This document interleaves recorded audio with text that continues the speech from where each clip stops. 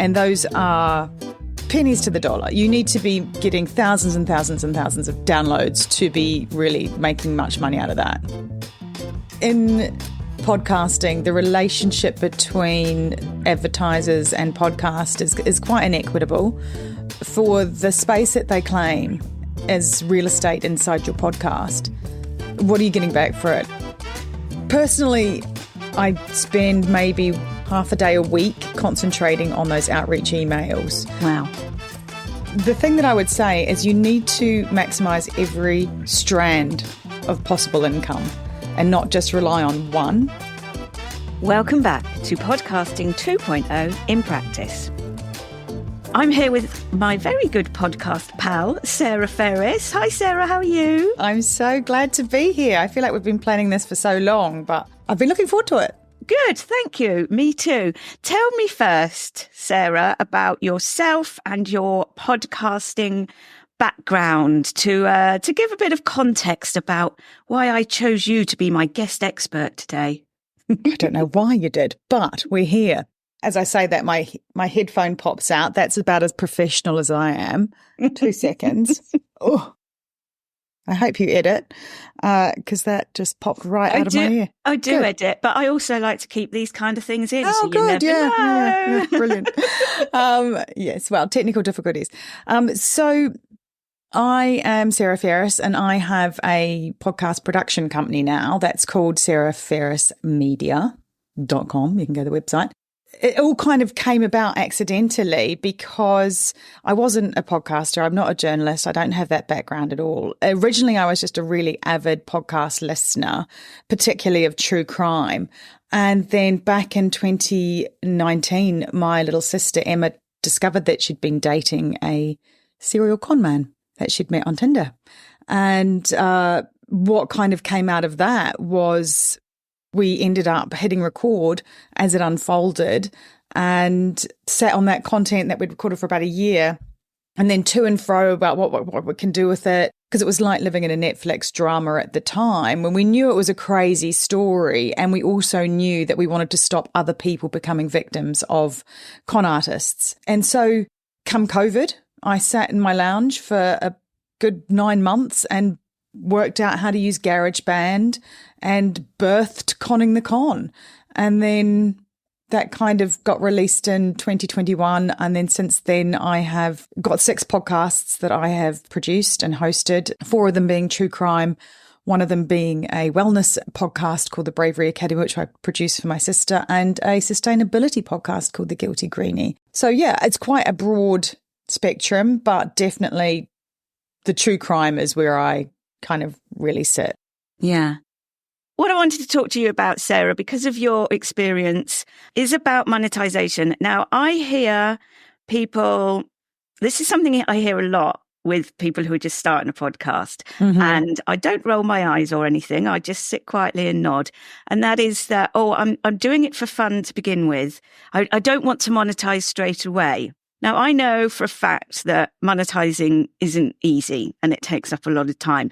Also, people will say, how do you monetize? So I want to ask you, Sarah, what does monetizing mean and how can you do it? Well, it's an interesting journey that I've been on, working out how to monetize from the very beginning of Conning the Con through to now. And I've recently just released one called Watching Two Detectives, which is a really good example of how we're monetizing that, because it's a brand new podcast. So presumably didn't have an audience to begin with. The thing that I would say is you need to maximize every strand of possible income and not just rely on one. So downloads is one. Having a lot of downloads, you get paid per 1,000 downloads if you are on a platform like Acast or Megaphone with Spotify. So you get those dynamic ad insertions that you will hear in any podcast, pre-roll, mid-roll, post-roll, and those are pennies to the dollar. You need to be getting thousands and thousands and thousands of downloads to be really making much money out of that. So really that's about a numbers game. So that's from like a platform that you get some numbers and you're on that platform and they put some ads in. Do they just put ads in willy-nilly? Yeah, you can, when you set up, you can choose what industries you might want to exclude, for example. I do a podcast with my co-host in the US called Stop the Killing. We talk about mass shootings. She's former FBI. We've actively chosen not to be having Remington gun adverts pop up in the middle, just something that isn't a bit too jarring. Yeah. But having said that, sometimes a few of them slip through the net, like on the con ones that I've done, Clueless and Con in the Con. I've had people say, there's a financial advisor's ad in the middle of your con story about your crooked financial advisor. So you've got to be sure you check those boxes to be in line with your brand, essentially. Yeah.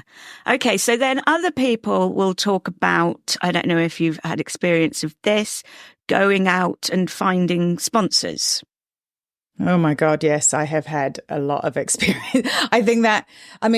If you're talking about ways to make money out of a podcast and you don't have huge downloads, this is what you need to focus your time on. Because you can have a niche podcast that might not have thousands and thousands of downloads, so won't be making you that revenue from the CPM, the dynamic ad insertions, but it might align with a certain brand that wants your voice doing host read ads, and therefore your sponsorships can be far more valuable, and they pay a lot more because they want to align with the brand.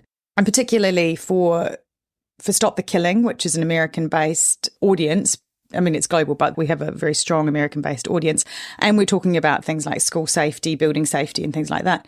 We have had sponsors in the past that are like PA systems, that kind of thing that aligns particularly well when you've got the former head of the FBI's active shooter program endorsing it. Yeah. So that is the way that I focus now, is sponsorships is where you want to spend your time.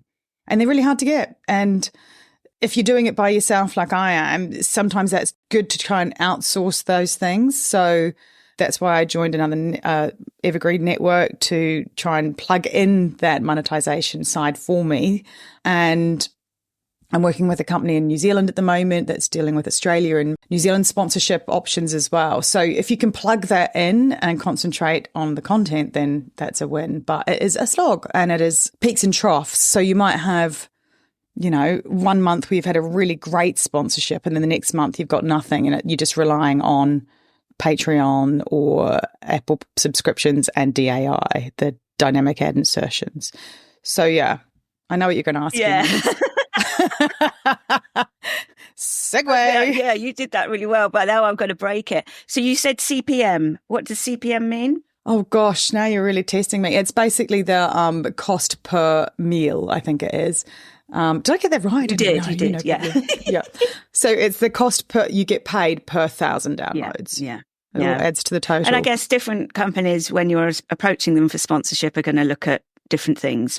But like you say, I know the most important thing is that you're approaching the kind of company that suits your show. And in some cases, they might not be too worried about the downloads, but generally, it's certainly what you hear bandied around everywhere. If you're keeping an eye on your podcast news and social media and such like, it's all about the CPM. So you mentioned Patreon and Apple subscriptions. So what's that side of things, please, Sarah? Yeah, well, I've kind of dabbled in, so the subscription model is that people who listen to your podcast can get access by signing up to something like Patreon, or Buy Me a Coffee is another option. They sign up and they get access to, different benefit levels by paying a monthly subscription or a yearly subscription. Things that are pretty standard in the Patreon community would be ad-free episodes, bonus content, and early access to the episodes perhaps a week early, or in the case of watching Two Detectives, for example, we drop the entire season behind the paywall so people don't have to wait week by week because it's, one of those binge kind of things. So, and I found that Patreon is better, in my opinion, than Buy Me a Coffee when you're building a community. Buy Me a Coffee is very much a drop-in, thanks very much, listen to the content, jog on. It's a one-off kind of thing. Haven't had that much success with that, but it's probably also that I've put that on podcasts that are just select seasons. They're not ongoing shows. But Patreon you can build that community, you can communicate with your community that's there. And you can also release like videos on it as well. So for Patreons, they also get video versions as well as the audio versions on Stop the Killing, for example, which is different from Apple subscriptions, which luckily I have got such a fantastic group of podcast friends in the world that I happened to be speaking to one a couple of years ago, a guy from New Zealand, and he was like, oh yeah, it's been great having Apple subscriptions. I was like, oh, I haven't done that. This would be a good year ago at least now, maybe 2. And I was like, what is this? So I didn't realize that you could also do a sort of Patreon version. I mean, now it's far more well known, but at the time it was a bit kind of under the radar for me. And it's the same kind of thing as Patreon, except it's so much simpler for people to subscribe, because if you're listening on podcasts on their Apple podcast app, it's a double click and then they become subscribers, and they're again paying monthly, or they can choose to pay annually. The only difference is that you don't really get access to that community to talk to them. So there's that kind of wall there, but obviously you can, add bonus content that they can only see, which will be on their feed. And you can see if you go into any of, like, for example, Stop the Killing, you'll see subscriber only will be above some certain episodes. The other thing you can't do on that is add video content. But you are doing a bit of extra work for that, because you're producing extra content that those people that pay get. Yeah, in different ways. So, for example, right now we are off season of Stop the Killing, but I still give Patreon episodes every week that are just little bite-sized chunks. So it's not as much effort to produce, but they're still getting the value for money, and they're getting that behind-the-scenes kind of content, which is what they want to engage with. It's a little bit like you give them more, what as my American co-host would say, inside baseball. So they kind of get behind the walls there. And the same with watching Two Detectives. The bonus content that I give for that after a season has dropped is we'll do a behind the mics conversation between myself, who produces it, and the two detective hosts. And that is a lot more relaxed in terms of it's not structured in the same way as the very produced, narrated podcast. Yeah. So, yeah. I have to say at this point that Sarah's podcasts are beautifully produced. I was so impressed with Conning the Con. I told you at the time when we first met that it was your first foray into this, and it was so beautifully produced. And it's a very good story, but everything else that goes around it, that you've built up around it, I can see it's a lot of work. So then the last one I hear about is affiliates. And is that something you do as well? I have in the past, but I found that affiliates is it's something that's dropped off my radar for a couple of reasons, really. So I was doing one with a company that you would get a kickback for people using the code. So the code is really specific, but like changing 200 plus show notes to change affiliate codes in and out was just there's no time for that in my life anymore. And to get maybe a couple of, kickbacks and that kind of thing. And then, things with those is I remember I was like, wow, this affiliate code's really working well. It's brilliant. But actually it had been leaked onto one of those voucher sites, which was quite interesting. I mean, it worked for me because I was just like, oh my God, everybody's buying it. But I'm sure if you were like, this is the affiliate links I'm going to do from day zero, it's going to be in all my show notes. Done. Do that from the beginning. But for me, just step too far at the minute. Yeah. I mean, as a note to the listener who may not know, when you have an affiliate link, it's directed to you, so that when somebody uses your link, the company that they're linking to knows that it's you, and you do get a little bit of money back. You have to actually say when you're talking about this affiliate that you will get some money back. I feel like in podcasting, the relationship between advertisers and podcast is quite inequitable. For the space that they claim as real estate inside your podcast, what are you getting back for it? Like, they're getting that brand recognition every time somebody's listening to it, but the conversion rate might be quite low on an affiliate link one. Whereas if you've got a sponsor, they're getting that brand recognition every time, but you're not being paid reliant on somebody clicking your link, even though you know that you're giving them that brand recognition. So but it's difficult to quantify that, isn't it? Because I'm saying, yeah, I know this company, but I'm not going to buy from them for another 10 months or something, and you have it keep being in your ear. Oh, yeah, I must do that. Oh, yeah, I must do that. But that is not then recognised by a sale that the company receives. No. And I think, there's been brands that have built up their entire businesses through that kind of process. Like you think about BetterHelp, HelloFresh, Emma Mattresses, all of those ones that are really, you hear them and I wouldn't go back and hunt for the affiliate link from the person that I'd heard it from necessarily, but I'm still very aware of it. But yeah, I mean, I think if it works for you and it's don't take anything off the table until you have kind of honed in on what works for you, I guess is what I would say. Yeah. You need every little branch, because one month you might not have host-read sponsorships and the next month you will, but you want to still have that income stream coming in if you can, regardless. So how much, and I know you've said you're outsourcing some of this, but put you right on the spot here, Sarah. How much extra time on top of the time you spend producing a podcast do you think you or the person you outsource to puts into finding ways to monetize it? I mean, honestly, when I say that I outsource, they get paid a percentage of anything I don't pay them up front. It's literally always a percentage. So I don't know how much time they put into it. I would suggest some not so much. But you could do a little more, people. But we'll be having a chat tomorrow.